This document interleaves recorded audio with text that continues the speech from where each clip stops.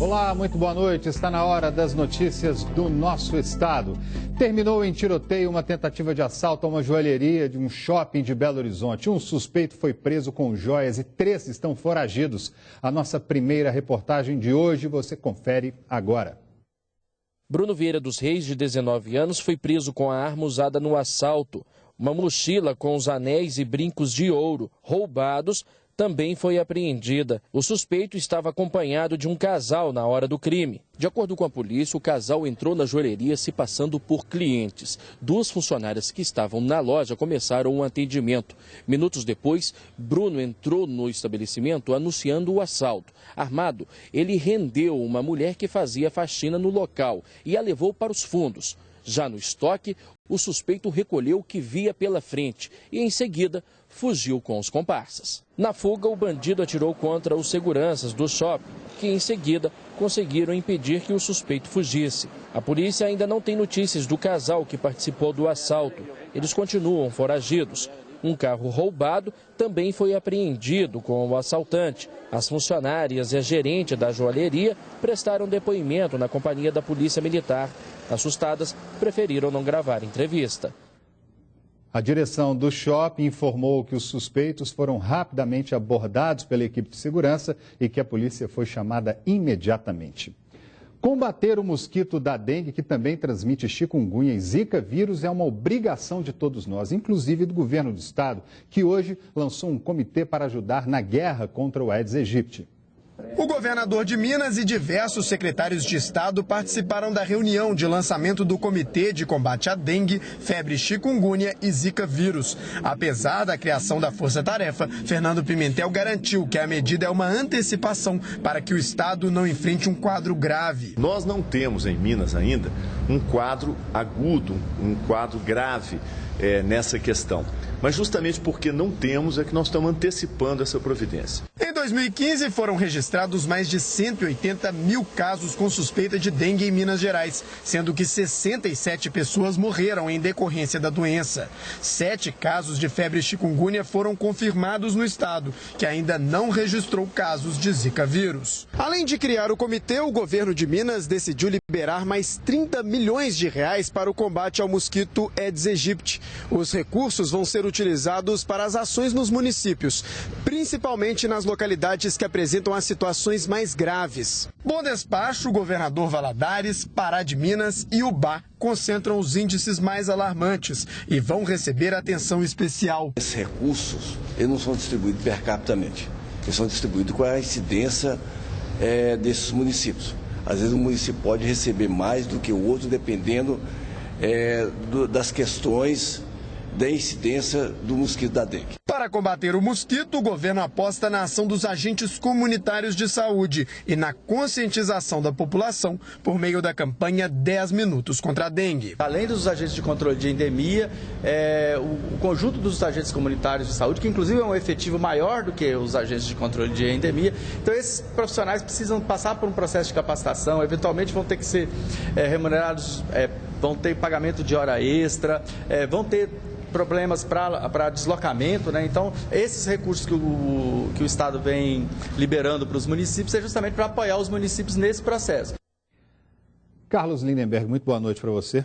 Boa noite, André. Lindenberg, a gente está vendo o esforço do governo. Claro, todos os governos têm que se esforçar sim, são obrigados, têm que gastar o dinheiro público no que é certo, inclusive no combate ao mosquito da dengue. Mas é óbvio, né, cara, que as pessoas têm que fazer a parte delas. A gente dentro de casa mesmo, né, Lindenberg? Isso não é só empurrar para o povo a obrigação. O que você está colocando é importante, porque o governo tem que fazer a parte dele. O governo do Estado, o governo do município, o governo federal, todos têm que estar empenhados nesse combate. Agora, esse trabalho dos governos vai resultar muito pouco se não houver o envolvimento do cidadão, do morador de casa, daquele que tá lá vendo o potinho de água lá, que tem a piscina suja.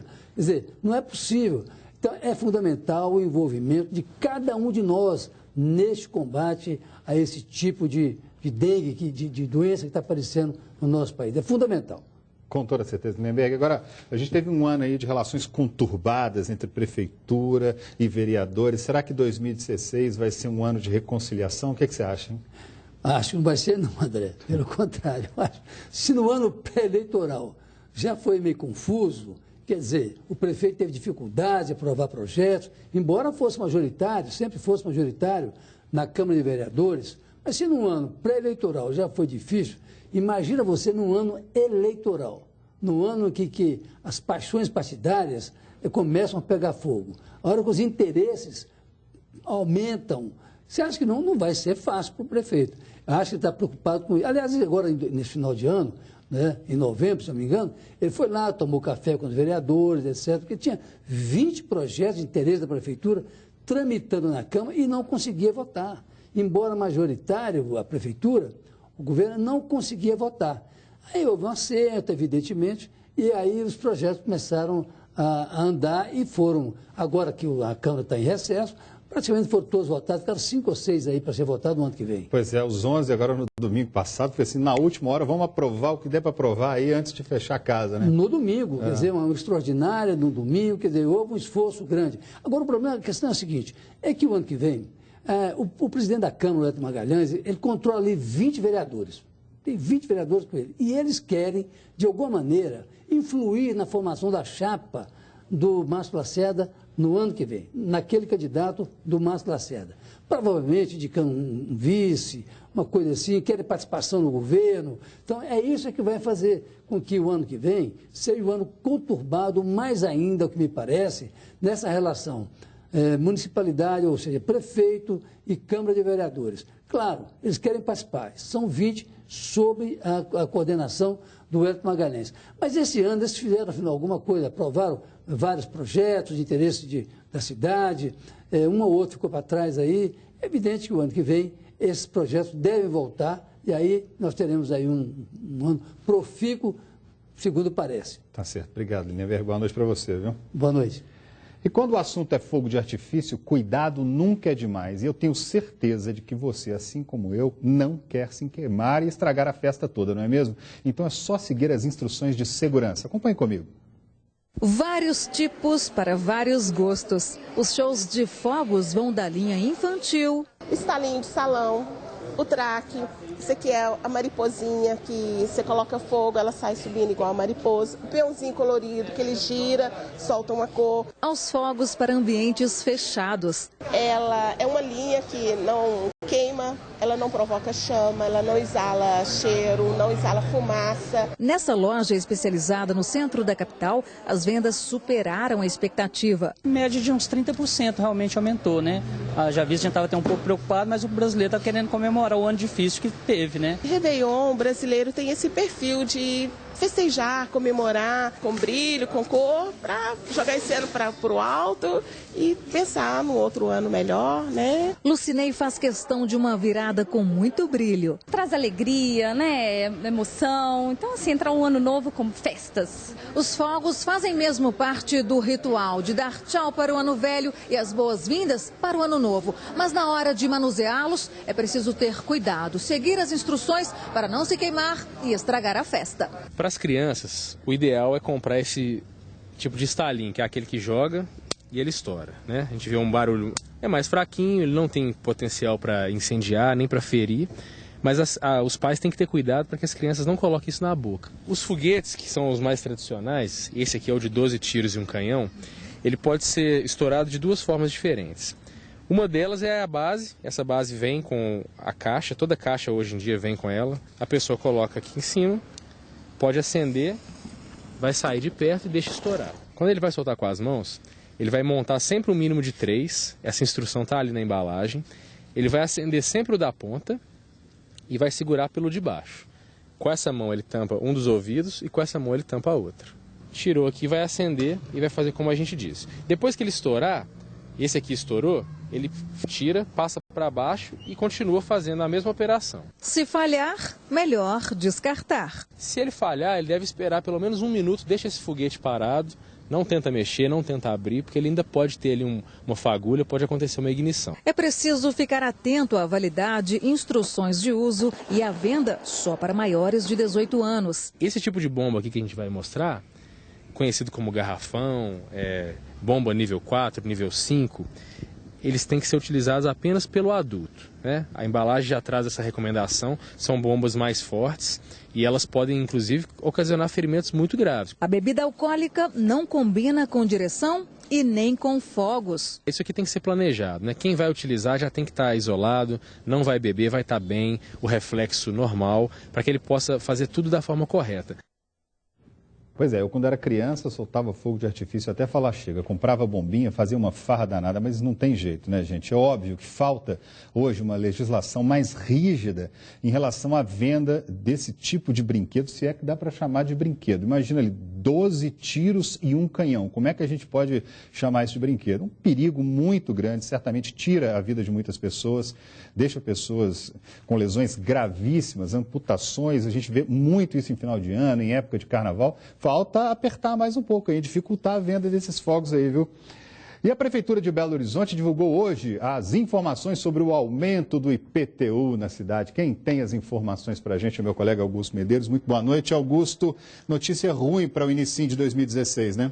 Boa noite, André. Boa noite a você que nos acompanha sempre aqui no Jornal Band Minas. Pois bem, a partir do dia 4 de janeiro, a Prefeitura de Belo Horizonte começa a emitir as guias do IPTU da capital e o contribuinte vai pagar muito mais por isso. Reajuste de quase 10%, tudo por causa da variação do IPCA-E, o Índice de Preços ao Consumidor Amplo Especial, entre janeiro de 2011 a dezembro deste ano. O decreto que autorizou o reajuste foi assinado pelo prefeito Márcio Lacerda no último dia 24, véspera de Natal.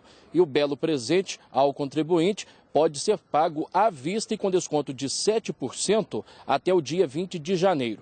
Se o tributo for pesar no orçamento do orçamento familiar, viu, André? Fica a opção aí mais cômoda, que é dividir o pagamento em até 11 vezes. Eu acho que essa é a melhor opção, se tratando em tempos de corte nos gastos. Com toda certeza. Vou dividir esse IPTU nos 12 meses que eles permitem dividir para não ter que pagar à vista, assim como muita gente também vai fazer isso. Obrigado pelas informações, Augusto. Gente, olha, não tem jeito, né? 2015 foi um ano marcado também pela crise econômica no país. E a virada do ano é um convite para repensar nas finanças. E olha, pequenas mudanças dentro de casa podem ajudar na renda de toda a família. Inácia Soares.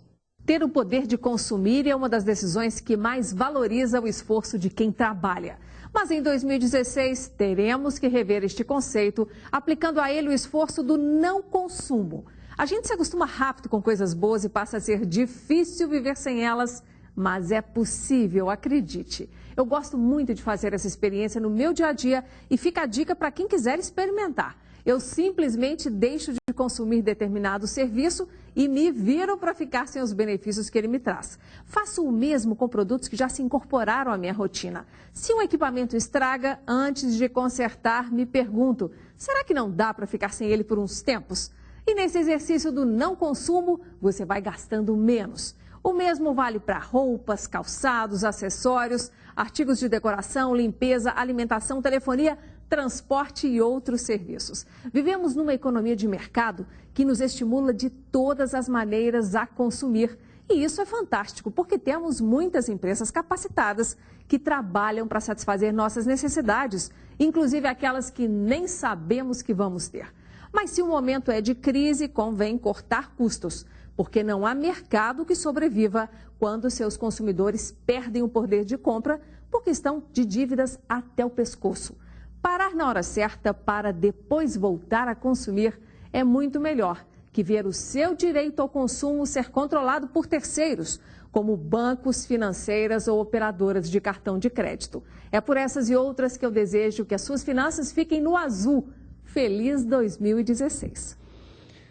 É isso aí, nada de mão de vaca ou escorpião no bolso, mas um pouquinho de economia, não é mesmo? Não faz mal a ninguém.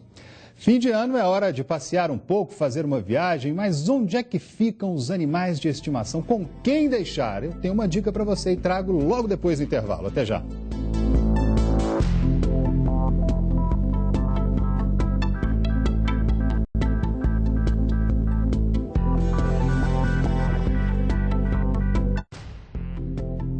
Jornal Band Minas.